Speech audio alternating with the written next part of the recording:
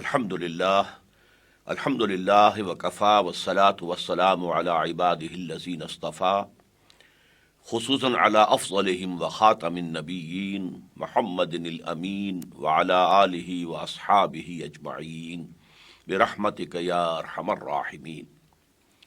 اما بعد فقد قال اللہ تبارک وتعالی کما ورد فی سورة الاحزاب اعوذ باللہ من الشیطان الرجیم بسم اللہ الرحمن الرحیم ما كان محمدا ابا احد من رجالکم ولکن رسول اللہ وخاتم النبیین وکان اللہ بکل شیء علیما۔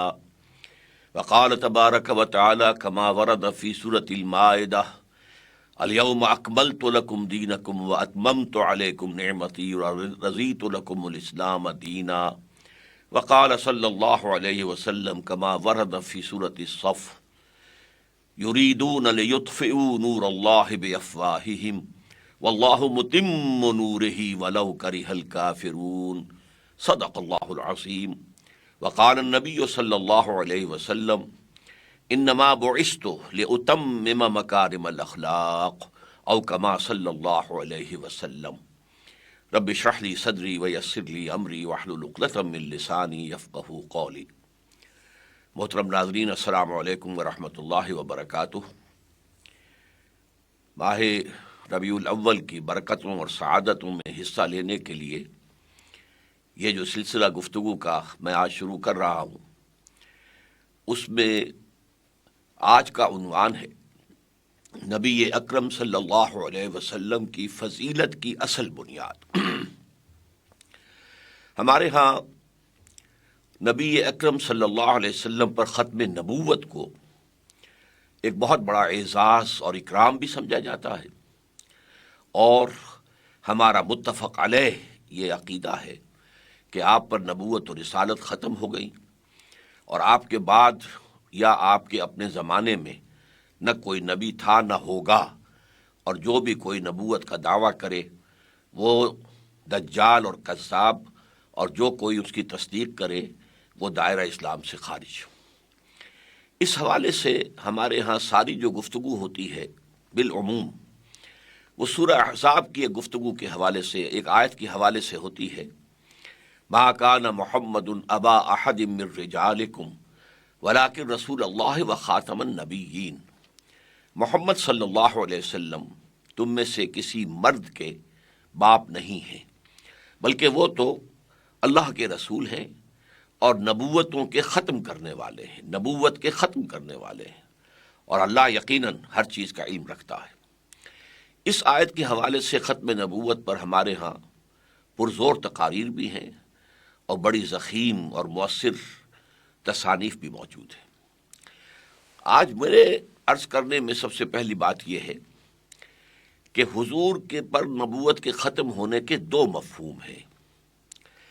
ان دونوں مفاہیم میں ختم کا لفظ ہماری اپنی زبان میں بھی استعمال ہوتا ہے۔ مثلا ہم کہتے ہیں کہ آٹا ختم ہو گیا، پیسے ختم ہو گئے، اور اسکول کا بچہ کہتا ہے میں نے اپنا کام ختم کر لیا، جو ہوم ورک دیا گیا تھا وہ میں نے ختم کر لیا۔ تو اب یہاں دو معنی مختلف ہو گئے۔ ایک یہ کہ کوئی چیز پہلے تھی اب نہیں رہی، آٹا تھا اب نہیں ہے، ختم ہو گیا، پیسے تھے اب ختم ہو گئے۔ اور ایک یہ ہے کہ کوئی چیز مکمل ہو جائے، کسی کو مکمل کر دیا جائے، کہ بچے کو جو کام دیا گیا تھا اس نے مکمل کر دیا، تو اس نے کہا میں نے اپنا کام ختم کر دیا۔ اسی اعتبار سے ختم نبوت کے دو مفہوم ہیں۔ ایک یہ مفہوم کہ آپ صلی اللہ علیہ وسلم پر نبوت اس طور سے ختم ہوئی کہ اب آپ کے بعد کوئی نبی قیامت تک نہیں آئے گا، اور ایک اس مفہوم کہ آپ پر نبوت و رسالت کی تکمیل ہو گئی۔ اب یہاں قابل غور مسئلہ یہ ہے کہ پہلے مفہوم میں ختم نبوت واقعہ ہے، حقیقت ہے، لیکن اس میں فضیلت کا کوئی پہلو تو نہیں ہے۔ ایک چیز چلی آ رہی تھی، ایک جگہ آ کر ختم ہو گئی، تو فضیلت کیا ہوئی؟ بلکہ اس اعتبار سے نبوت کے بعد جھوٹے مدعیوں نے یہ دلیل اختیار کی کہ نبوت تو رحمت ہے، رحمت کیسے ختم ہو سکتی ہے؟ رحمت کا سلسلہ جاری رہے گا۔ یہ دلیل بھی تھی کہ نبوت لوگوں کی ہدایت کے لیے، انسانوں کی ہدایت کے لیے، انسان ختم نہیں ہوئے، نبوت کیسے ختم ہو سکتی ہے؟ اس قسم کے دلائل سے انہوں نے اجرائے وحی اور اجرائے نبوت کے لیے ایک بنیاد فراہم کی ہے۔ بہرحال وہ بنیادیں تو جیسا کہ میں بعد میں آپ سے تفصیلاً عرض کروں گا، بالکل پادر ہوا ہے، ان کی کوئی حیثیت نہیں ہے، لیکن یہ کہ واقعتاً یہ کم سے کم ماننا ہوگا کہ ختم نبوت میں حضور کی فضیلت کا کوئی پہلو نہیں ہے، وہ ایک واقعہ ہے، ایک حقیقت ہے، اور چونکہ اس کی قانونی اہمیت ہے کہ ختم نبوت میں جو شخص رکھنا ڈالے گا وہ پھر دائرہ اسلام سے خارج ہے، وہ مرتد ہے، وہ کافر ہے۔ یہی وجہ ہے کہ ہمارے علماء کرام نے ختم نبوت کے اس پہلو کو بہت واضح کیا، بہت نمایاں کیا، اس پر ضخیم تصانیف لکھی، اس لیے کہ قانونی اہمیت ہے۔ کوئی شخص مسلمان رہا یا نہیں رہا، کوئی شخص دائرہ اسلام میں ہے یا خارج ہو گیا ہے، تو لہٰذا جو ہمارے فقہاء ہیں جن کے پیش نظر زیادہ تر جو دین کا قانونی پہلو ہے وہ رہتا ہے، انہوں نے اس کو خوب اجاگر کیا، اور اتنا اجاگر کیا، اور اتنا واضح کیا، اور اتنا مبرہن کیا کہ اس پر اب کوئی اضافہ نہیں کیا جا سکتا۔ البتہ اس کا ایک نتیجہ یہ نکلا کہ جو ختم نبوت کا دوسرا مفہوم ہے وہ نگاہوں سے اوجھل رہا ہے، یا کم سے کم اس پر جو مناسب ایمفیسس ہونا چاہیے، جو تاکید اور زور ہونا چاہیے تھا، وہ ہمارے ہاں نہیں ہوا۔ حالانکہ واقعہ یہ ہے کہ آپ کی فضیلت کی اصل بنیاد کیا ہے کہ آپ پر نبوت اور رسالت کی تکمیل ہو گئی۔ یہی وجہ ہے کہ عام طور پر ختم نبوت کی تقاریر میں صرف سورہ احزاب کی وہ آیت استعمال ہوتی ہے، حالانکہ ختم نبوت کے لیے میرے نزدیک جو اس سے زیادہ بڑی دلیل ہے وہ انشاءاللہ اس سلسلہ خطابات کے اندر آپ کے سامنے آئے گی، لیکن میں یہاں آپ کے سامنے یہ چیز لے آنا چاہتا ہوں کہ یہ اکمال اور تکمیل اور اتمام اور تتمیم، یہ عربی کے دو الفاظ جو ہیں، اکمال مکمل کر دینا، تکمیل اور زور سے مکمل کر دینا، اتمام پورا کر دینا، تتمیم پورے اہتمام سے پورا کر دینا، تو یہ دونوں الفاظ نبی اکرم صلی اللہ علیہ وسلم کے ضمن میں قرآن حکیم میں بہت کثرت سے آئے۔ مثال کے طور پر دیکھیے، سورہ مائدہ میں فرمایا الیوم اکملت لکم دینکم، اکمال، آج کے دن ہم نے تمہارے دین کو تمہارے لیے کامل کر دیا، واتممت علیکم نعمتی، اور اتمام کر دیا تم پر اپنی نعمت کا، ورضیت لکم اسلام دینا، اور اب ہمیشہ کے لیے تا قیام قیامت میں نے تمہارے لیے پسند کر لیا ہے دین اسلام کو۔ اب یہاں دیکھیے اکمال، اتمام، الیوم اکملت لکم دینکم، آج کے دن میں نے تمہارا دین تمہارے لیے تم پر کامل کر دیا، اور نعمت ہدایت، یہاں پہ لفظ نعمت آیا ہے، اتممت علیکم نعمتی، لیکن نعمت سے مراد اصل میں کیا ہے؟ ہدایت۔ اس لیے کہ اچھی طرح سمجھ لیجئے کہ دنیا کی کوئی شے نعمت نہیں ہے جنہیں ہم نعمتیں سمجھتے ہیں جبکہ نعمت ہدایت موجود نہ ہو۔ صحت نعمت ہے، لیکن اگر ہدایت نہیں ہے تو اس صحت کو انسان حرام کاموں کے اندر صرف کرے گا، حرام کمائی میں لگائے گا، غلط کام میں جائے گا، تو پھر یہ نعمت کہاں رہی؟ یہ تو زحمت ہو جائے گی۔ جتنا زیادہ صحت مند ہوگا اتنی ہی برائی کمائے گا، اتنی ہی حرام خوری کرے گا، ہو سکتا ہے اتنی ہی حرام کاری بھی کرے۔ اسی طریقے سے اولاد کو اگر ہدایت نہیں تو وہ نعمت کہاں رہی؟ وہ صدقہ جاریہ کہاں بنا انسان کے لیے؟ بلکہ ہو سکتا ہے کہ انسان مسئول ہو جائے اگر اولاد کی تربیت میں، جیسے قرآن کہتا ہے قو انفسکم واہلیکم نارا، اگر اولاد کی تربیت میں کمی خود رہ گئی ہے والدین کی طرف سے تو وہ مسئول ہوں گے، ذمہ داری ہو جائے گی، اور اللہ کے ہاں وہ اولاد کی نعمت ان کے لیے زحمت ثابت ہوگی۔ اس طرح مال اگر کسی کے پاس زیادہ ہے، اللہ نے دیا، ہم سمجھتے ہیں نعمت ہے، محض مال نعمت نہیں ہے جب تک کہ نعمت ہدایت نہ ہو۔ اس لیے کہ زیادہ مال ہوگا زیادہ عیاشیاں کرے گا، زیادہ جو ہے انسان دنیا کے اندر کھل کھیلے گا، زیادہ غلط کام کرے گا۔ ہاں مال ہے، ہدایت بھی ہے، تو اب یہ نعمت ہے، اسے اللہ کی راہ میں خرچ کرے گا، غرباء و مساکین پر صرف کرے گا، اللہ کے دین کی دعوت کے لیے لگائے گا، اللہ کے دین کو غالب کرنے کی جد و جہد میں صرف کرے گا۔ تو گویا کہ کوئی نعمت دنیا کی نعمت نہیں ہے جب تک اس کے ساتھ نعمت ہدایت موجود نہ ہو۔ تو یہاں جو فرمایا گیا اتممت علیکم نعمتی، اس سے مراد کیا ہے کہ نعمت ہدایت تم پر کامل کر دی گئی. قرآن مجید میں نعمت جو ہے وہ کامل ہو گئی ہے، نعمت ہدایت کامل ہو گئی. اچھا، میں دوسری آیت کا حوالہ دوں. سورہ صف میں فرمایا یریدون لیطفئوا نور اللہ بافواہہم واللہ متم نورہ ولو کرہ الکافرون. اب دیکھیے یہاں تتمیم آ گیا، تتمیم، متم، پورا کرنے والا. یہ لوگ چاہتے ہیں، اور یہ مضمون دو جگہ پر آیا ہے، سورہ صف میں بھی اور سورہ توبہ میں بھی، اور دونوں جگہ اس سے پہلے یہود کا ذکر ہے. مراد کیا ہے کہ یہودی یہ چاہتے ہیں کہ وہ اللہ کے نور کو اپنی منہ کی پھونکوں سے بجھا دیں. جیسے مولانا ظفر علی خان نے کہا تھا کہ نور خدا ہے کفر کی حرکت پہ خندزن، پھونکوں سے یہ چراغ بجھایا نہ جائے گا. یریدون لیطفئوا نور اللہ بافواہہم واللہ متم نورہ. اور یہ تاکید ہے بہت، یہ نہیں کہا واللہ یتم نورہ، نہیں، اس لیے کہ وہ تو ایک فعل ہو جائے گا. یہاں فاعل، اللہ تو اپنے نور کا اتمام فرمانے والا ہے، فرما کر رہے گا. ولو کرہ الکافرون، چاہے یہ کافروں کو کتنا ہی ناپسند ہو. اب دیکھا آپ نے، اتمام، تتمیم. یہی آیت آئی ہے تھوڑے سے لفظی فرق کے ساتھ سورہ توبہ میں. یریدون ان یطفئوا نور اللہ بافواہہم، یا لام کی بجائے ان آ گیا.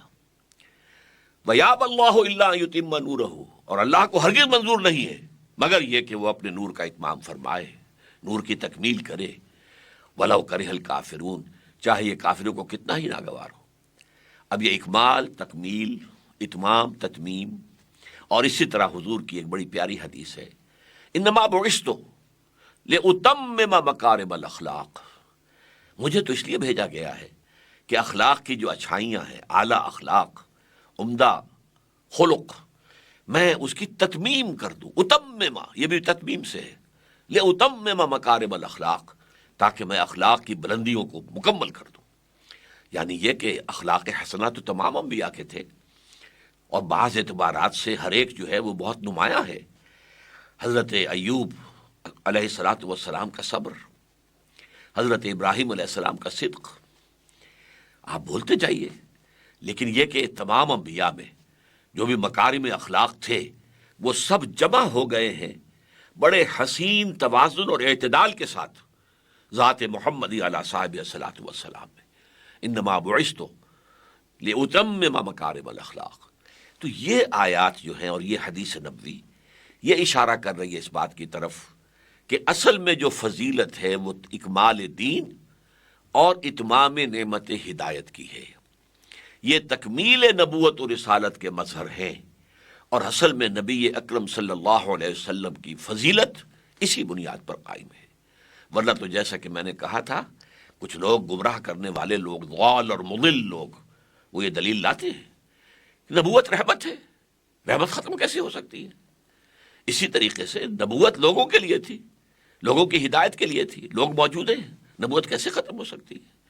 اسی طریقے سے نبوت جو ہے وہ اللہ تعالیٰ کا ایک انعام ہے لوگوں کے لیے، وہ کیسے ختم ہو سکتا ہے؟ تو اس اعتبار سے واقعتاً صرف ختم نبوت اگر سامنے رہے، کیونکہ ہمارے ہاں اسی پر ایمفیسس ہے، تاج و تخت ختم نبوت صلی اللہ علیہ وسلم. ختم نبوت کا تاج بھی آپ کے فرق مبارک پر ہے، آپ کے سر مبارک پر ہے، اور تکمیل رسالت کا باب بھی کا بھی جو ہے تاج آپ کے سر پر ہے. اب یہاں میں ایک بات تھوڑی سی اور واضح کر دوں، نبوت اور رسالت میں فرق کیا ہے. دیکھیے، اس پہ اگرچہ بہت سی گفتگویں لوگوں نے کی ہیں. بعض کا خیال ہے کہ رسول وہ ہوتا ہے جو نئی شریعت لے کر آئے، اور نبی وہ ہوتا ہے جو نئی شریعت نہ لائے. بعض کا خیال ہے کہ رسول وہ ہوتا ہے جو کتاب لائے، اور نبی وہ ہوتا ہے جو کتاب نہ لائے. یہ ساری باتیں یہ قاعدہ کلیہ کی حیثیت سے صحیح نہیں ٹھہرتی، اس لیے کہ حضرت داؤد کو دیا گیا ہے، کتاب دی گئی زبور، لیکن وہ نبی ہیں، رسول نہیں تھے. اس اعتبار سے قاعدہ کلیہ ٹوٹ گیا. اور حضرت عیسیٰ علیہ السلام نئی شریعت کوئی نہیں لائے، وہ شریعت موسوی ہی کی تجدید کے لیے تشریف لائے تھے، لیکن پھر بھی آپ رسول ہیں. اس اعتبار سے وہ دونوں چیزیں جو ہے وہ پورے اس معاملے کو واضح طور پر واضح بیان نہیں کر سکتی۔ البتہ ایک چیز متفق علیہ تمام مسلمانوں کے، تمام علماء کے، کہ نبوت عام ہے، رسالت خاص ہے۔ اس کا نتیجہ کیا نکلا کہ ہر رسول تو لازماً نبی ہے، ہر نبی لازماً رسول نہیں ہے۔ ایک عام شے، ایک خاص شے ہے۔ نبوت عام ہے اور رسالت خاص ہے۔ اب اس میں غور کیجئے، ہمارے ہاں عام طور پر، مجھے صحیح طور پر معلوم نہیں ہے کہ اس عقیدے یا خیال کی بنیاد کس حدیث پر ہے، لیکن یہ کہ عام خیال ہے کہ انبیاء 1.25 لاکھ آئے اور رسول 313 آئے، اور یہ تعداد اس اعتبار سے بڑی پیاری تعداد ہے کہ 313 تھے اصحاب بدر۔ گویا کہ رسولوں کی تعداد اگر یہ صحیح ہے تو اس کے مطابق حضور کے ساتھی تھے جنگ بدر میں، اور حضور کا جو خطبہ ہوا ہے، خطبہ حجۃ الوداع، اس میں 1.25 لاکھ آدمی تھے، 1,24,000، اور یہ گویا تعداد مطابقت رکھتی ہے انبیاء کی تعداد سے۔ بہرحال اب آپ سوچئے کہ جو شخص نبی بھی ہے، رسول بھی ہے، جیسے کہ محمد رسول اللہ، قرآن میں آپ کو یہ بھی کہا گیا یا ایھا النبی لما تحرم ما احل اللہ لک تبتغی مرضات ازواجک، اے نبی آپ کیوں حرام ٹھہرا رہے ہیں اپنے اوپر وہ شے جو اللہ نے حلال کی ہے اپنی بیویوں کی رضا جوئی کے لیے۔ اسی طرح یا ایھا النبی اذا طلقتم النساء فطلقوهن لعدتهن، اے نبی آپ اپنے ساتھیوں سے کہہ دیجئے کہ جب تم لوگ اپنی بیویوں کو طلاق دو تو وہ عدت کے حوالے سے دو۔ یہ نہیں ہے کہ بس طلاق دی اور معاملہ ختم ہو گیا، وہ عدت اس کے بعد رہے گی۔ یہاں آپ کو یا ایھا النبی کہا، یا ایھا النبی انا ارسلناک شاہدا ومبشرا ونذیرا وداعیا الی اللہ باذنہ وسراجا منیرا۔ پھر یا ایھا الرسول بھی آتا، یا ایھا الرسول بلغ ما انزل الیک من ربک وان لم تفعل فما بلغت رسالتہ، اے رسول جو کچھ آپ کے پاس بھیجا گیا ہے، پہنچایا گیا ہے اللہ کی طرف سے، نازل کیا گیا، اسے پہنچا دو۔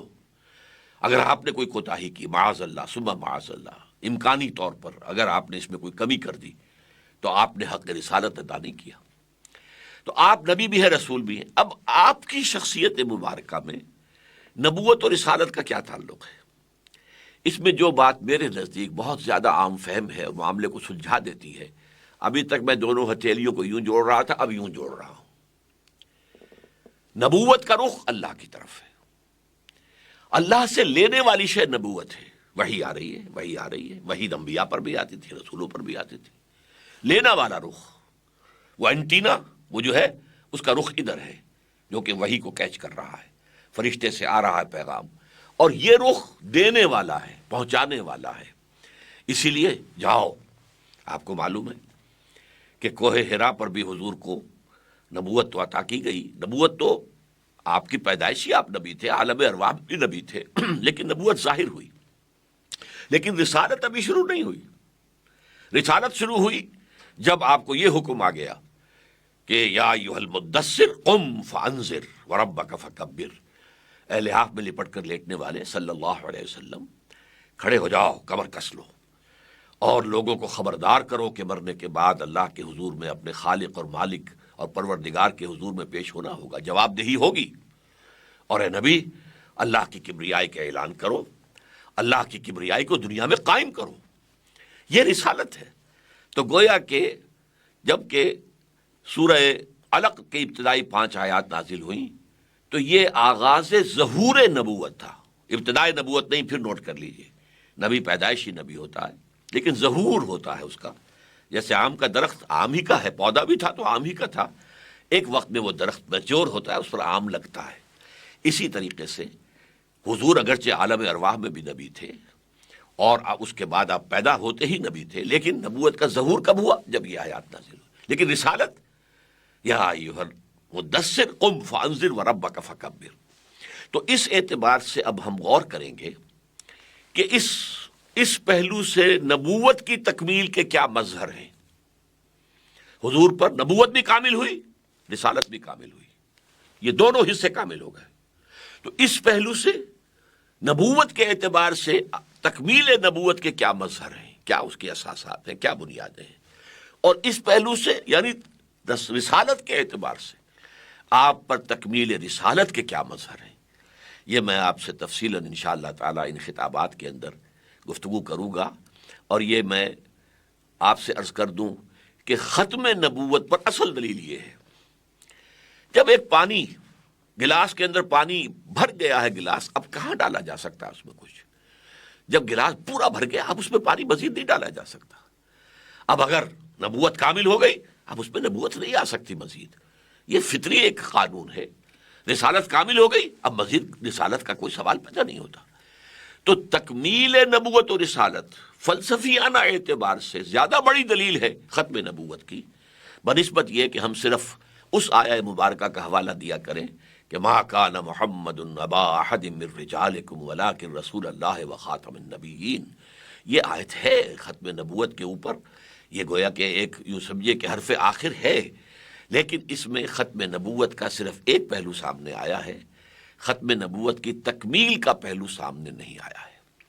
اللہ تعالی ہمیں تکمیل نبوت اور رسالت کے جو مظاہر ہیں ان کو سمجھ دے اور ان کا پورا فہم و شعور حاصل کرنے کی توفیق عطا فرمائے، اور پھر جو اس کے عملی تقاضے ہوں جو سامنے آئیں گے انشاءاللہ ان گفتگوؤں کے اندر، پھر ان کو بھی بھرپور طریقے پر ادا کرنے کی ہمیں توفیق عطا فرمائے۔ اقول قولی ھذا واستغفر اللہ لی ولکم ولسائر المسلمین والمسلمات۔